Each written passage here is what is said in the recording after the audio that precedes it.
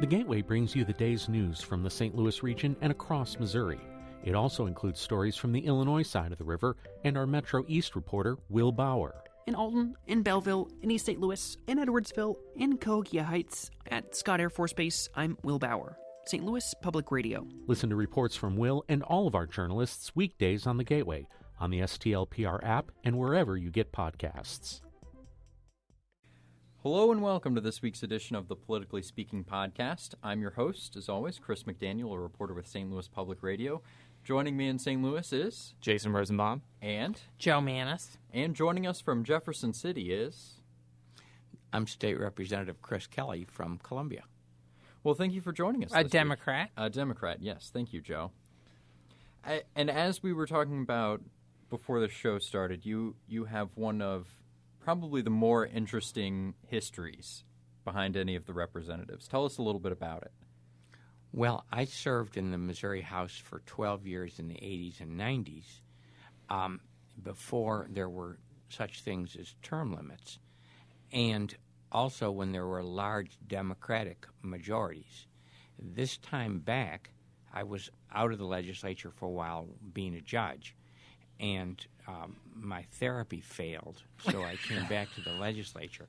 And I came back into a Republican-dominated body, also with term limits. And I've tried to take kind of an intellectually dispassionate look at serving both in the minority and in a term-limited environment, as distinct from the bad old days before we had term limits.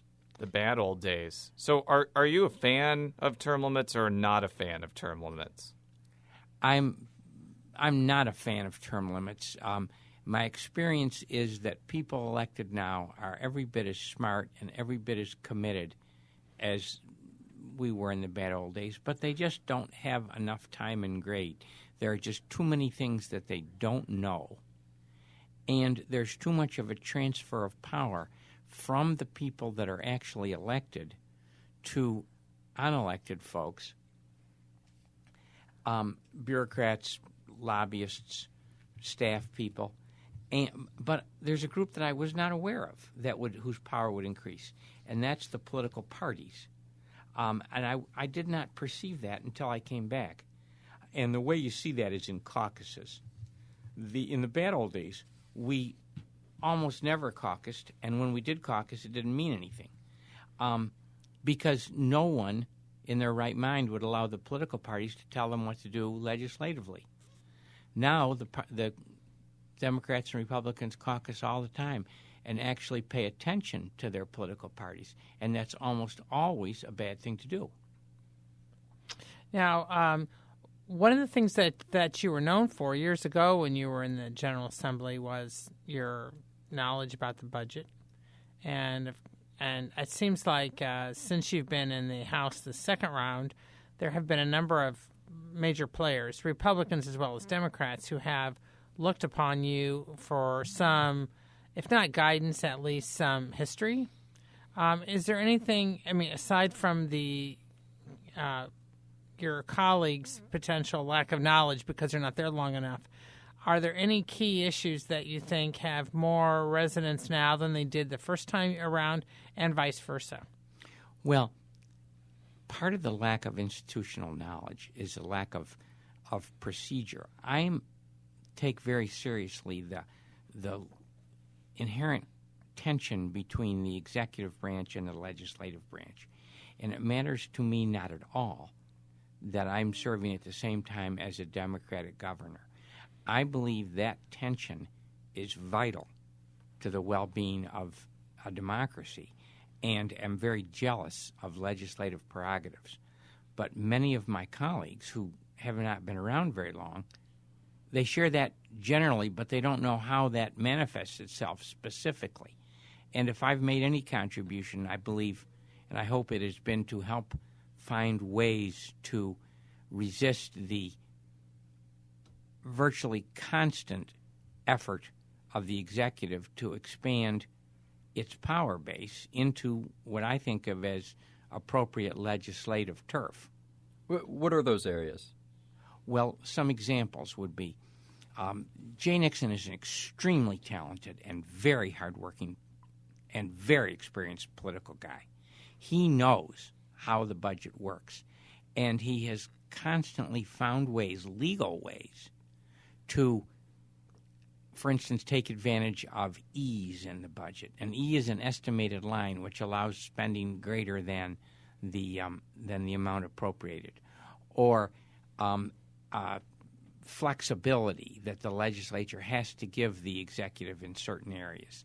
And Nixon's been a master at using those areas to transfer power to the executive for reasons that he thinks are completely appropriate, but I think are too much power in the executive and not enough in the people who are elected to limit the government. Well, I have a more general question because I remember talking with you a few months ago about your experience in the 80s, and you told me that then Governors Bond and Ashcroft were very collaborative on big legislative issues, such as the bond issue that then Governor Bond worked on. It's been kind of a constant complaint of Republicans that Nixon is kind of disengaged from the legislative process. I guess it's a two-part question. Is that actually true? And do you think that if it is true, that might be some of the problem, that might be part of the problem in the legislature of getting big things done? First, I would say that Bond and Carnahan tended to be much more collaborative, although Ashcroft was more collaborative than Nixon. On a scale, you'd put Bond and Carnahan high on the collaborative scale, and Nixon at the very bottom of the collaborative scale. There's other areas where Nixon has been an excellent governor, and that's a matter of style. But in terms of collaboration with the legislature, he's been almost an aggressive opponent of doing it. And I think it's harmful. But that's because I believe in the concept of working together to get things done. Some people think it's better to make executive decisions and get on with it. So we're going to get into a few issues now. We're going to go from the tax cut to the criminal code rewrite to some bond issues. But Joe, start us off here. There's about a $4 billion disagreement over the income tax cut bill. Set the stage for us. Okay, yes, and I can't wait to hear the representative's interpretation of this. Because he is a former judge. Yes.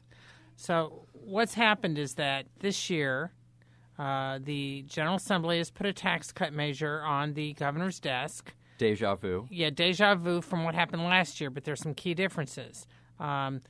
Last year they did it near the end of the session, so the governor spent all summer campaigning against it. And then he was able to prevail during the override session. This time, because the tax cut measure was passed fairly early, the result is that he has 15 days from when it was put on his desk, so he has until May 1st to take action, and then the General Assembly can act to either override or sustain his veto before the session ends on May 16th. Now, that's the backdrop. Now, as last year, he has some key objections and says there's some key flaws in the tax cut bill. Now, there are different flaws last year than this year, so without belaboring it, the point is that his administration, backed by at least one prominent law professor, say that there is a fatal flaw in this bill and that there's a sentence. Okay, the bill lowers all tax rates for individuals by about 0.5%. It phases in a 0.5% reduction to 5.5% from the current 6%. It also cuts business taxes by about 25%. Now, all this is phased in. I don't want to bore with the details.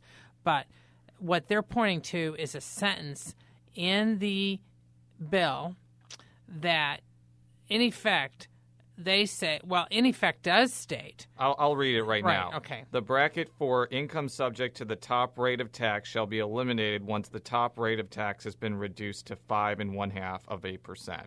Right, and what the governor's office and some allied lawyers are saying is that means that there would be no income taxes at all on anything over $9,000, any income over $9,000, which would in effect eliminate about 65% of the state's general revenue, and they say would just be extremely destructive because that's extremely destructive and eliminate most money available for services, school aid, what have you. Okay, so that's the backdrop. The governor's office has rolled out, there's at least one prominent law professor here from Washington University, Susan Block, who has said that that sentence does cause a problem. She says, I'm not getting into intent. I'm just saying that sentence is there, and this would cause a court fight. The Republican leaders have brought up former state Supreme Court Justice Ray Price, who has not necessarily talked about that sentence, but says that any judge looking at the overall bill would say he talks about intent. Right. He says that the judge would definitely see that wasn't the intent and that wouldn't happen. So, Representative Kelly, what's your take on all of this? I think that there is no ambiguity. I believe the sentence means without any reasonable doubt. It's a mistake, and it means that if the bill is enacted, all taxable income for any taxpayer above $9,000 would be eliminated. You think there's no ambiguity there? None. But let's assume, it says shall be eliminated. I think it's a straight-out error and a serious error. Was it an error of intent, or what happened, do you think? Some people believe that it is intentional. Rex Sinquefield has for a long time tried to abolish the income tax in the state of Missouri. This effectively gets it done. This removes 97% of the income tax in the state of Missouri. Now, there's two questions I have. This was placed on as an amendment to the bill by Senator John Lamping of St. Louis County. And if you read the rest of the verbiage in this amendment, it's aimed at tying the tax brackets to inflation, which is a big issue of Paul Kurtman, who we had on the show a few months ago. A Republican in the House. It's a big issue of him. Could it possibly be interpreted that the bracket that's eliminated is the static 9,000 bracket, and then that's then replaced with a fluid bracket that goes up and down with inflation? You can very reasonably say that was their intent, but you can't as reasonably say that they got it done. And a question of legislative intent is crucial here. In the Congress of the United States, courts can measure legislative intent. But the rule for many years in Missouri has been legislative intent is measured only by the words of the statute. Mm-hmm. And the words of the statute are shall be eliminated. And the rule of construction here is that when a tax statute is ambiguous, the statute will always be interpreted or construed in favor of the taxpayer and against the taxing authority. That's a good rule. Yeah, that's what Professor Block said, too. Yeah, in this case, that means that you, the challenging taxpayer, would, a tie will always go to the taxpayer is what it means. And that means we will lose the 97% of all income tax paid, we, the state government. Now, the governor has, when he was barnstorming the state yesterday, he basically said this could either have been an error or it was intentionally put in at the behest of Rex Sinquefield, as you kind of alluded to just now. Well, the governor came out and said it in Kansas City. But here's my question about this. I mean, I don't know whether that's the case, and the governor didn't put forth any evidence. And the person that put forth this amendment, John Lamping, has never taken a donation from Rex Sinquefield. I don't think Rex Sinquefield is very pleased with his advocacy against historic tax credits or low-income housing tax credits. And he's opposed to the transportation tax, which is being pushed by Steve Tilley, the former House Speaker who's very close to Rex Sinquefield. So don't you think if Rex Sinquefield was engineering this, he would have picked somebody more close to him to actually enact this? Yeah, that's all evidence for and against the concept that Sinquefield is the mastermind behind this. And I think that's completely irrelevant. Mm-hmm. Correct. I think the only question that's relevant is what do the words shall be eliminated mean? Do they mean shall be eliminated? Now, there was a news conference yesterday afternoon, and House Speaker Tim Jones, who, of course, is very supportive of this tax cut proposal, as is Majority Leader John Deal, and both of these gentlemen from the St. Louis area for our listeners, and Deal has already been picked as the next speaker. Both of them, of course, defended the tax cut, but they didn't really get into, and this is interesting because they're both lawyers, they didn't get into the legal argument, other than when Deal was pressed at some point by reporters there about the issue. He said that they were not going to engage in what he called a game of whack-a-mole, and that he said as soon as they deal with this, there would be some other objection. So the bottom line is, though, do you sense that there's going to be any effort by Republican leaders in the General Assembly to either pass a revised bill that doesn't have the sentence or do something to address this, or are they going to try to block a likely veto without dealing with this sentence? Right now, the mentality is that the Republican leadership wants to throw down. I think they believe they can win on the veto override. But for them to do that, it means in the House, it means that at least one Democratic House member has to vote with them and against the governor. Yeah. And also against the absolutely unified school community. When I say school, I mean everything from kindergarten through law and medical school. The colleges, the elementary and secondary school people are all absolutely aligned, because even if this interpretation is incorrect, the bill is still very, very bad for public education in the state of Missouri. Now, and might be kind of an odd question, because you have been prone to depart from your party on some issues. And obviously, I don't think that there is like an absolute lockstep litmus test on everything that Democrats do. But the one Democrat that voted for this tax cut was Jeff Rorta of Jefferson County, Who is now running for the state senate. who's running for the state senate and who voted for the tax cut the last time around. And I'm just wondering if there's been any blowback or backlash against him for continually voting for these types of bills that the governor has been strenuously opposed to, and whether there's going to be any kind of backlash against his political future or state senate bid. I don't know. Rorta is one of the most competent people in the legislature. Just yesterday, Jeff Rorta did something. It caught a mistake in another bill, a mistake that I, by the way, helped to create.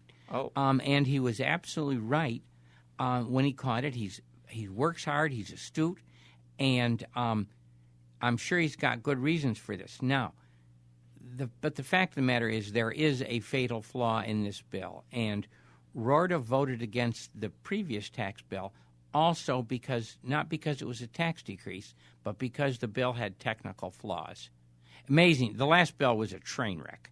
Mm-hmm. You mean this session, you mean? 253 last fall. Oh, okay. All right.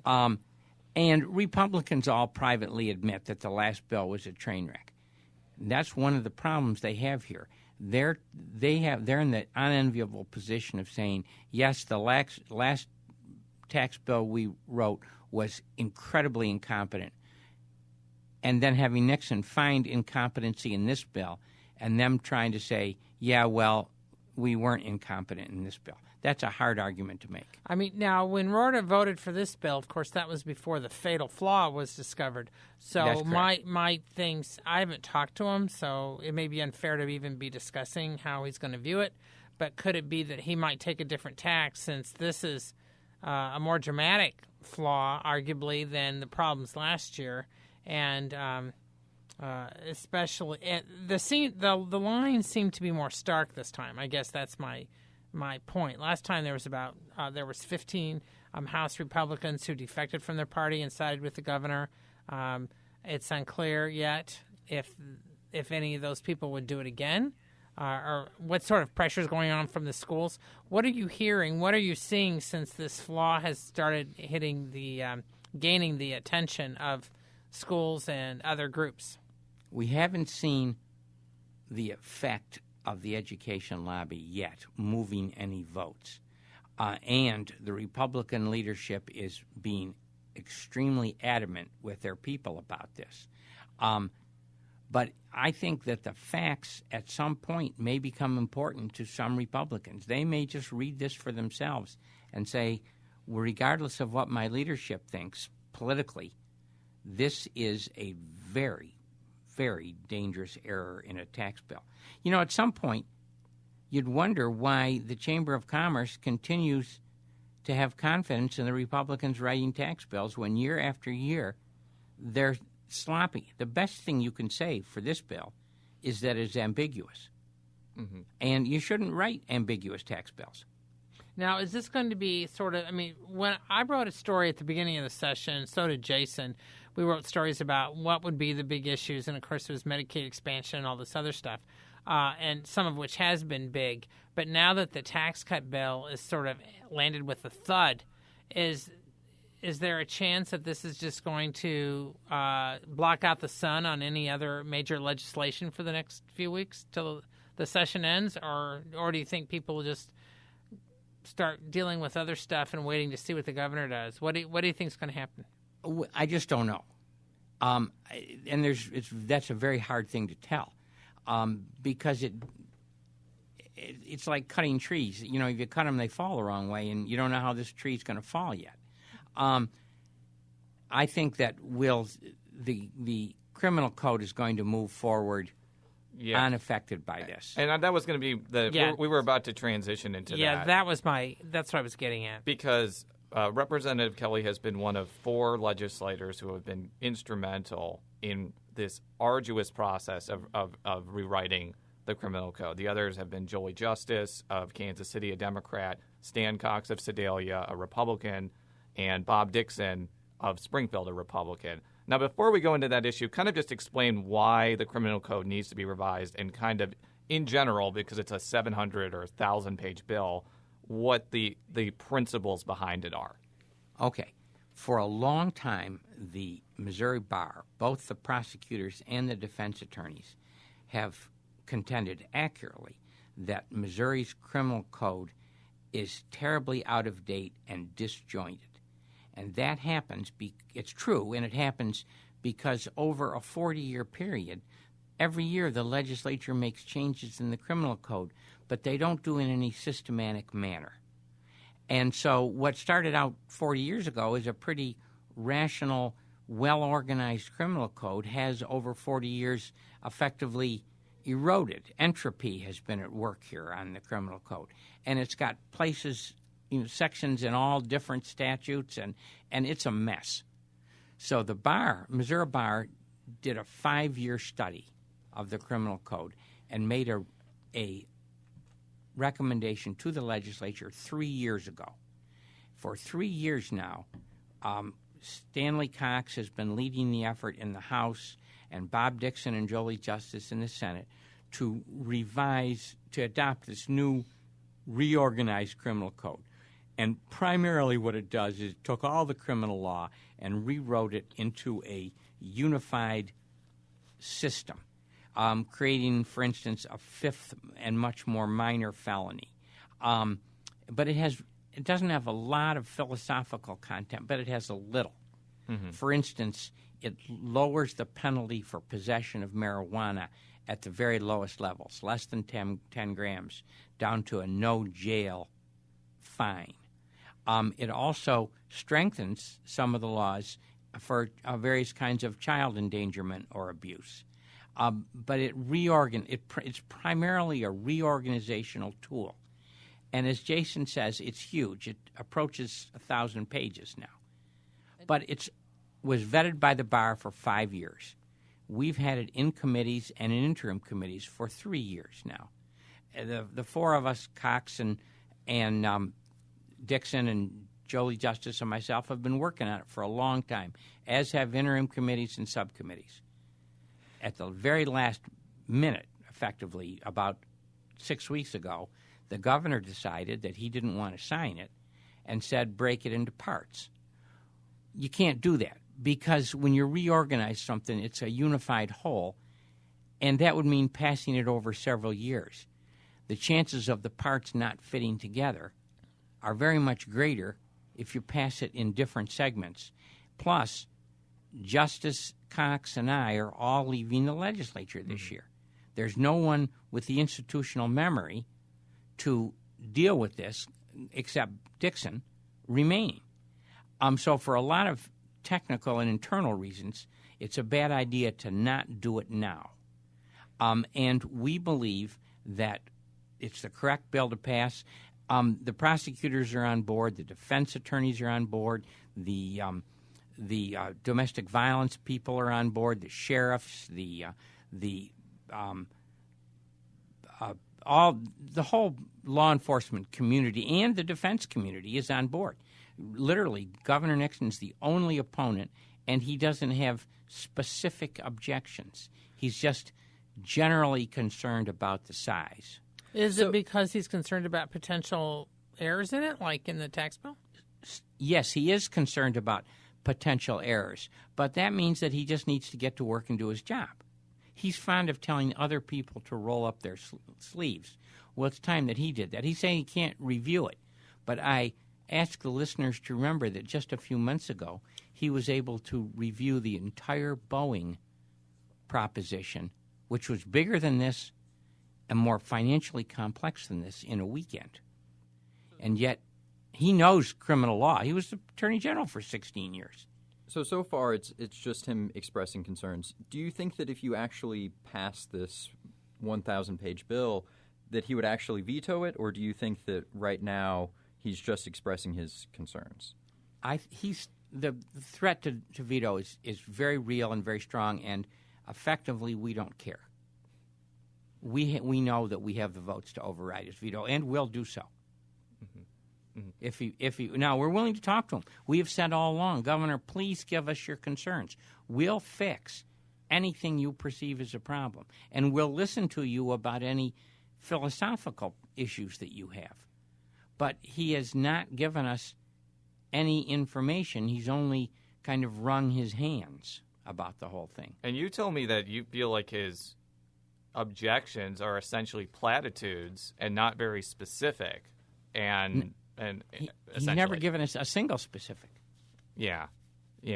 Do you think? And we've all of us have individually and as a group literally begged him to do so. Yeah.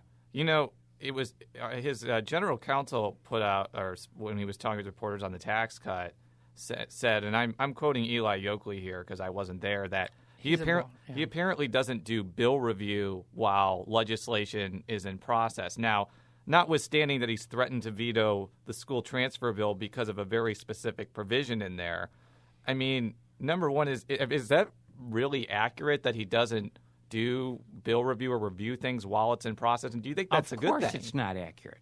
Oh, you don't think so? No, there's no chance that he doesn't maybe do formal bill review. But you can't swing a dead cat in his office without hitting lawyers. And he's saying he doesn't have enough competent lawyers to get this work done. Well, we want a list of which ones are the incompetent ones, because in a year or two, he's going to appoint most of them to judges. And we want to know which ones are incompetent. That's a fair thing. Now, the other thing that you've been heavily involved in for a few years is bonding.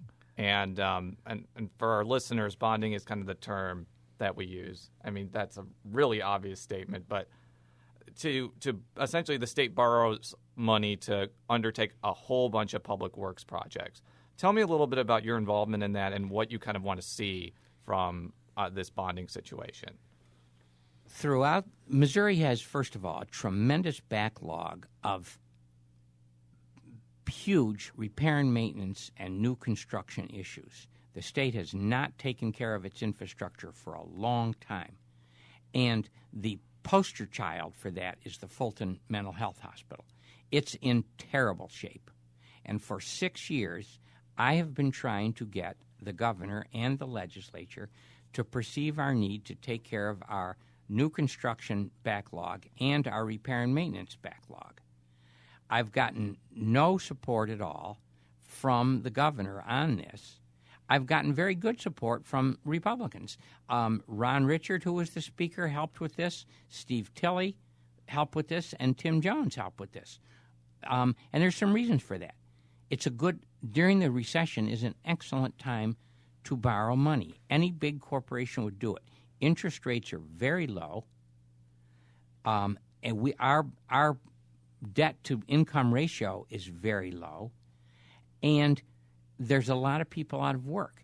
Plus, the things that we would construct, the Fulton Hospital, Cortex facilities in St. Louis, the engineering school in Columbia, the medical school in Kansas City, these are all things that will produce long-term benefit to the economy, going much further than their immediate benefit of the shot in the arm to the economy you'd get from the construction itself.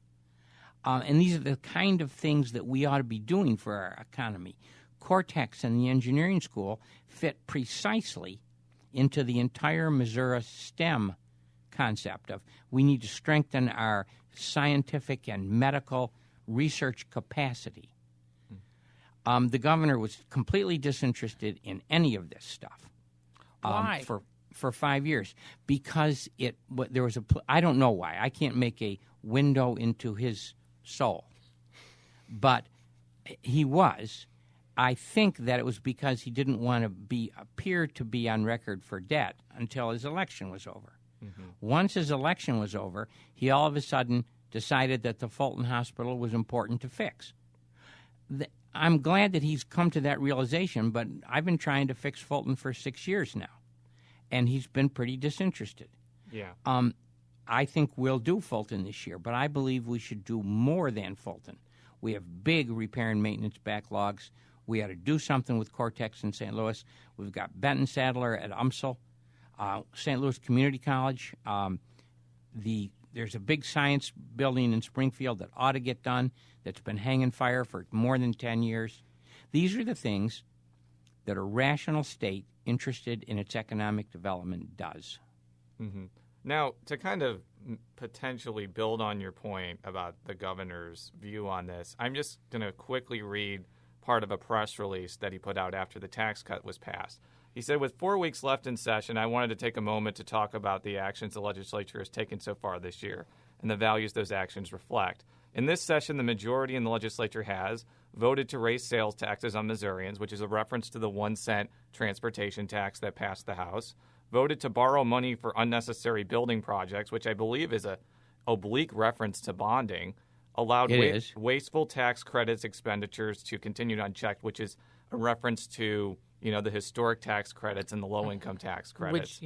And again launched an all-out attack on public education in our state, which is a little bit more general. Those first three things, though, are things that a lot of Democrats like yourself support. So in trying to, make a point about Republican priorities, has the governor also just basically spat on a lot of issues that people like you have been working hard for a few years? Yeah, and his message is entirely political. You can tell that by the language he chooses. Everyone in the universe is against, quote, unnecessary building projects. But who, I ask you, is against Cortex or the engineering school or the medical school? When you put specific names on that stuff, the public perception changes radically. And the reason, if he were for those things, he'd be naming them, wouldn't he? But when he's opposed to them, he doesn't name them. He calls them, quote, unnecessary building projects. With regard to tax credits, many of us agree with the governor on tax credits, but it's also interesting that every time the governor wants to do something for economic development, it involves tax credits. So he's against them generally, and we're all against them generally, and we're all for them specifically. When you name the people are against tax credits, but they love the tax credit for the battered women's shelters, for instance. So we're running a little bit low on time here, and you probably have to get to the House in about 10 minutes. This is going to be... They don't care much about what I think. That's fair to say. This is going to be... I think that's not fair to say. I think they do. I think that they do. You decided not to run for another term basically because of redistricting and a whole bunch of other things. You've left open the possibility of running for the Senate if Stephen Weber of Columbia decides not to run in 2016, though I think that's a strong possibility. If this is your last year in the legislature, what do you think you've learned in this last stint in the House, and what do you hope to do next? What I hope to do next is read Pete the Cat to my granddaughter more often. My granddaughter, by the way, who's 2 years old and owns me, and she uses me constantly as a weapon against my daughter. So she supplanted the grand champion grandbaby Sam. Oh, yes, we've forgotten all about Sam now that we have Emmy. Yeah. The newest grandbaby is always the most important one. No, they're both great. Really, A, there's the redistricting problem, but B, it has gotten a little crazy. We spend way too much time dealing with things that don't matter. Sharia law, Agenda 21, lunatic gun bills, rather than taking care of our infrastructure, funding public education, dealing with our health problems, the things that people send us here to do. And at some point, I'm 67 years old. I'm kind of get tired of that. You would rather read Pete the Cat to your granddaughter than deal with that sort of stuff. Do another Sharia law bill. Exactly. And you need more free time to work on your tweets, right? That's right. And to talk about the time Tashara Jones' son threw up on you on the freshman tour bus. That's right, for which I still blame her. Although you said on Twitter that you think she'll be governor one day, if I'm not mistaken. I hope she is. Tashara Jones is, I believe, the odds-on favorite to be the first African-American statewide elected official in the state of Missouri. I think she's a very, very fine public figure. You heard it here, folks. You've heard it here first, folks. So, okay. Well, we'll close this out here. You can read all of our stories at stlpublicradio.org. You can read Joe's story about the income tax cut bill. You can follow me on Twitter at @CSMcDaniel. You can follow Jason on Twitter. Jay Rosenbaum. You can follow Joe on Twitter. At J Mannies, that's JMannies. And you can follow the representative on Twitter. What's your Twitter representative? Oh, Rep C. Kelly. Very good. Well, we'll be back next week. Until then, so long. So long. So long. Bye-bye. If you have a smart speaker, you have access to the entire world of NPR and St. Louis Public Radio. All the latest news and all the captivating stories. Activate our voices with yours by telling your smart speaker to play St. Louis Public Radio.